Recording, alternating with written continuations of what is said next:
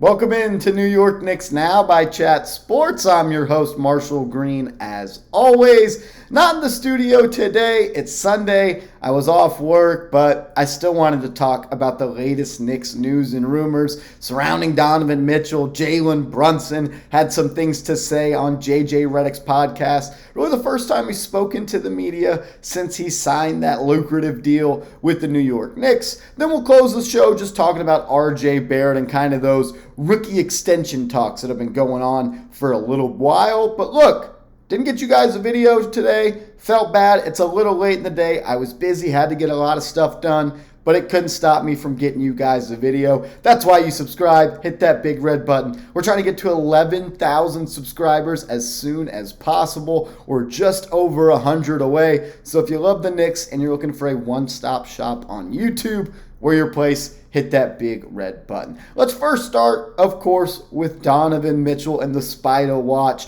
On Saturday, Alan Hahn put out a little Facebook post on the Knicks Sticks page. If you know, you know. That page used to be lit back in the day. But he said still nothing new on the Donovan Mitchell trade front. After a wild day of speculation on Thursday, nothing materialized. He said, I will say this, however. The Knicks are not interested in giving up a pick package and sending a group of prospects as well. He said, I've often been advised to look at the Gobert trade. The player swap was relatively minimal as a foundation of a deal. He said, so the stalemate isn't on the picks, it's on the players. And I get that. I understand that. I mean, if you go look at that Rudy Gobert trade, Malik Beasley was involved, Jared Vanderbilt was involved, and so was Walker Kessler, who was selected in the first round of the most recent NBA draft. So no real big-time players, but I don't want to sleep on the fact Malik Beasley is a good basketball player, averaged 20 points per game in the NBA before. He's a stud, no doubt about it. But what he's pretty much trying to say is the Knicks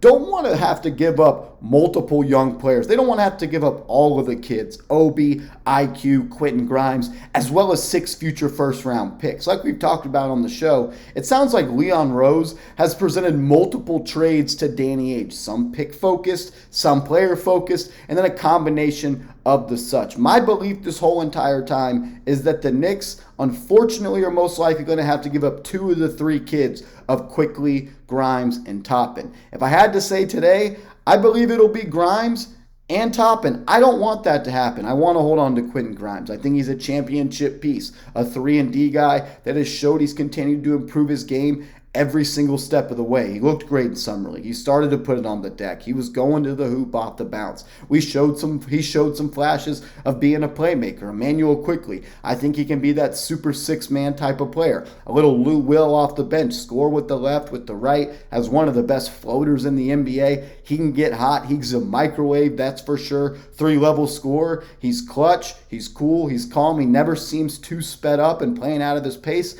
And the thing I like the most is he's a 90% shooter from the free throw line. And late in games, you got to have guys like that. And then when it comes to Obi Toppin, I think he's the perfect piece to have on your Knicks roster. If you were to have a starting 5 of Jalen Brunson, Donovan Mitchell, RJ Barrett, Obi Toppin, and Mitchell Robinson, I think he brings a lot of stuff to the 4 spot that you're lacking across the rest of the starting 5. He's long, he's lanky, he brings defensive versatility on the defensive side of the court.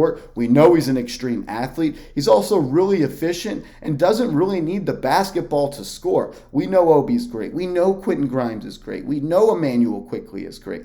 But in a trade, you got to give to get. And like I've been saying, and I hope it's not true, I hope you only got to give up one of the kids.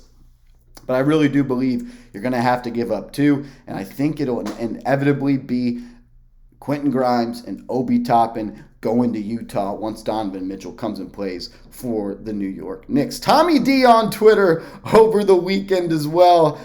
He was wilding out. He was wilding out, man.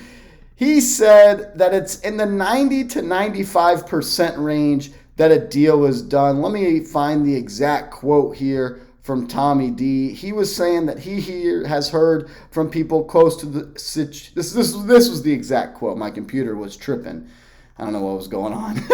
But he said multiple NBA sources with knowledge of talks have said the Donovan Mitchell to the Knicks trade is in the 90 to 95% completion stage, with the focus on draft picks protections. Still sounds like 4 to 5 firsts and 3 swaps going to the Utah Jazz from the New York Knicks. And then he followed that and said Fournier, Grimes, and Toppin, they're in the deal, and Derrick Rose and Quickly are out of the deal. So if you're going to been up Evan Fournier, Quentin Grimes, Obi Toppin, 4-5 first-round picks, and 3 pick swaps, that's a haul, no doubt. That's a lot to give up for Donovan Mitchell. But Donovan Mitchell is a big-time player. If you watch the show, we've shown you all the stats. He's an elite playoff performer. He's 25 years old, 3-time All-Star, already gotten out of the first round of the playoffs 2 times. He's been the best player on the number 1 seed in the Western Conference. Donovan Mitchell is made to play under the bright lights at Madison Square Garden. We deserve to see him wear that blue and orange in the Mecca. But we got to understand, guys, we're not going to get him for cheap. We have to process that. Danny Ainge is not going to make a trade if he doesn't feel like he has won the deal. Go back and look at the history of Danny Ainge being a trade guy in the NBA. He doesn't make deals unless he fully believes he's winning the deal. He's not going to do anybody any favors. But that's why I like that we have Leon Rose on our side. I feel like he's cut from that same cloth as Danny Ainge. That's why he's so successful as a super agent and everything he did at CAA. He doesn't take any shit. So we could be at a long stalemate of Ainge versus Rose. We know Rose isn't really the guy all the time making the calls, but you can guarantee that anytime a call happens with the Utah Jazz, Leon Rose, he's right there, or he's going to be receiving the information very, very quickly coming from the New York Knicks. Look, I don't believe that a trade is done right now, but I do think talks are continuing to happen, even though if they haven't been reported by a guy like Woj or Begley or Windhorse. I mean, there's just too much smoke. We had the radio host in Salt Lake City said he believes or has heard from multiple sources that a deal is done. Now Tommy D is saying it's in the 90 to 95% completion percentage.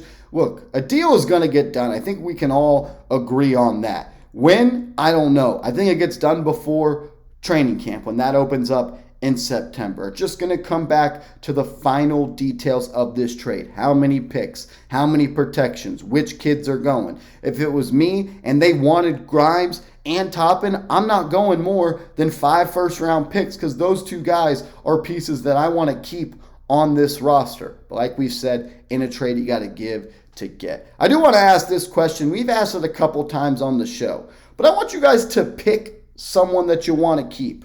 One of the kids. Is it Obi? Is it Emmanuel Quickly? Is it Quentin Grimes? Let me know which one of those guys you want to keep on this roster in a trade. Type 1 for Obi, type 5 for Quickly, or you can go down and type 6 for Quentin Grimes. It is wild, but it is not just always about Donovan Mitchell. Jalen Brunson, I thought, had some pretty cool quotes. He was asked about what it's going to be like playing for the New York Knicks and what does he know and what has he heard about New York Knicks fans. And I love what he had to say. He said, Knicks fans are die-hard basketball fans. They are the definition of a die-hard fan. People are expecting a lot, not just from me, but from this team in general. We just got to go out there and show it. It's all about your actions. Let's just say I'm ready to go. I know there's a whole bunch of smoke coming around with this Donovan Mitchell stuff, but I don't want that to steer us away from what we have gotten in Jalen Brunson. I may be the leader of the Jalen Brunson hive. I think he's a great player. I love what he did in Dallas. Didn't really have the biggest role, but he was a superstar in his role, a secondary ball handler that took care of the rock, got buckets in an ISO situation when Luka would dish it to him at the end of the shot clock. And when Luka got hurt in the NBA playoffs in the first round against the Utah Jazz, Jalen Brunson averaged 30 points per game in those 3 games they were out. They went 2-1 against the Utah Jazz. Jalen Brunson said, no, Luka, no problem. I know we all want Donovan Mitchell, but I don't want that to, overshadow what has happened this offseason. We've been in a terrible spot as New York Knicks fans, as people that have, I like to call it, been going through point guard hell. That is just the facts of life. Jalen Brunson is the best New York Knicks point guard since 2004, I mean, Marbury in 2004, Jalen Brunson is a baller, and we need to start realizing that. I think we have, when we were talking about it on the live show last week, a lot of we were all on the same page, but I just still feel like sometimes Brunson is not getting the love and the credit. Because look, he chose the Knicks. Did a $100 million sweeten the deal? No doubt about it. But when someone chooses the Knicks, we have to have their backs, because how many times have players in free agency not had our back or not chosen us and made fools of us and made us a laughing stock of the league? Jalen Brunson, he's not shying away from that pressure. He wants the pressure. He wants to play under the bright lights. He wants to be the guy that puts the Knicks back into a respectable state as a franchise in the association.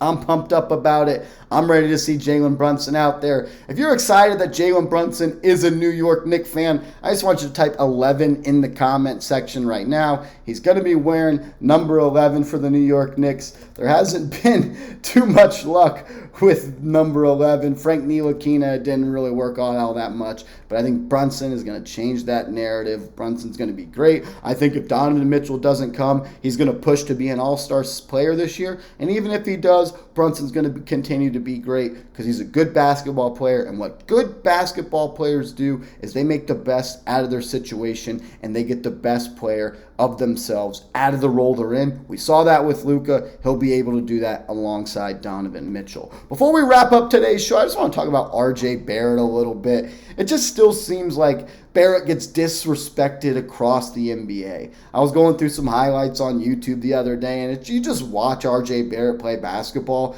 and you're like, the fact that this kid was doing that at 21 years old, now he's 22, it's incredible. 20 points per game. I know he didn't start off that well in his third season, but he really was put in a spot which he's never had to do in the NBA before, really, at any point of basketball. Be the fourth option on the court. When the season started, it was Kemba Walker's team. It was Evan Fournier's the shooter, Julius Randle, and then RJ was put in like a Bruce Bowen role where he just had to hang out in the corner and catch and shoot. And I don't want that to happen if Donovan Mitchell comes. I don't think it will. I think they'll all be able to play together. But if Brunson or if Mitchell doesn't come over to the Knicks this season, which I think it will, I believe RJ Barrett is going to have an all-star caliber season. We saw him average 20 points per game this past season with Alec Burks as his starting point guard, with Jalen Brunson there.